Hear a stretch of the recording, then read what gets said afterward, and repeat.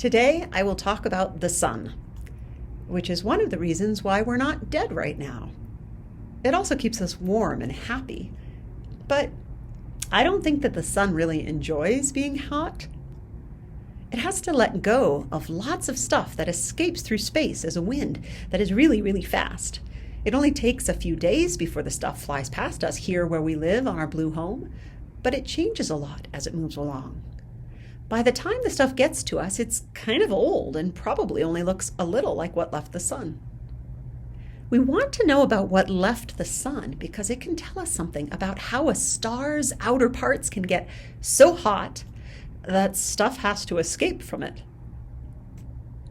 We also want to know about the stuff that escapes from the sun because it can hit our world in a way that breaks things like TVs and phones and maybe even cars if they're the kind that drive all by themselves.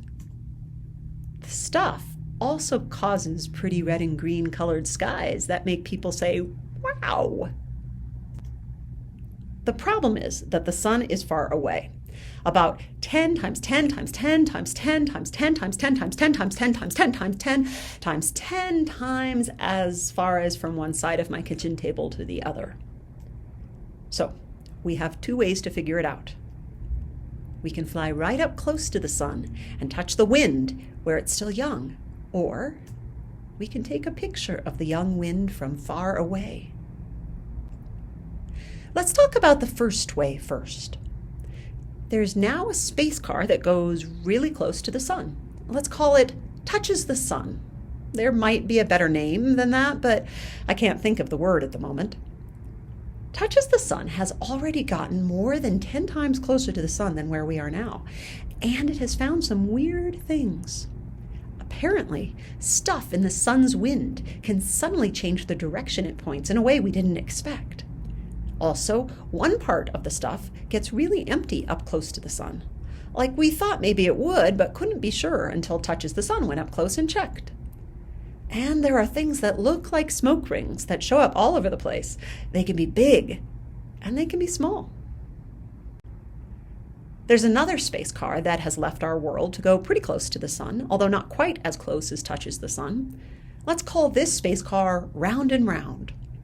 Round and Round can touch the young wind as it flies through it, and it can take pictures. It can tell us how the stuff in the wind lines up with stuff on the sun. And this helps us know why the stuff on the sun sometimes flashes and bursts out in a way that hurts our TVs and phones and cars. Finally, there's another family of 4 space cars that are going to start to fly around our world in about 2 years. This one is called Punch. That's its real name. It's a good name.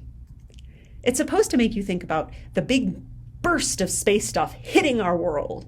But I like to think that it also makes you imagine a sweet pink drink that makes you happy.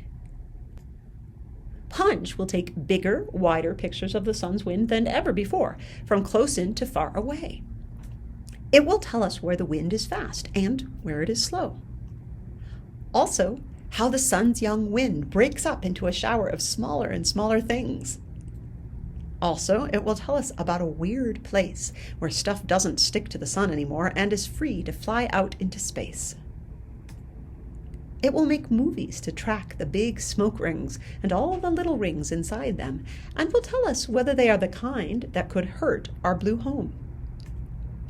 It will look at the walls of wind that move round and round with the sun, like one of those things you use to water the green at the front of your house, which can hit our blue home over and over again.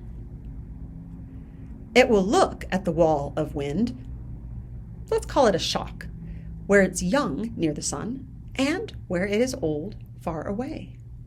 It will also look at all the shocks in front of the smoke rings and see what the small stuff at their front looks like, and also what they look like in the big of space.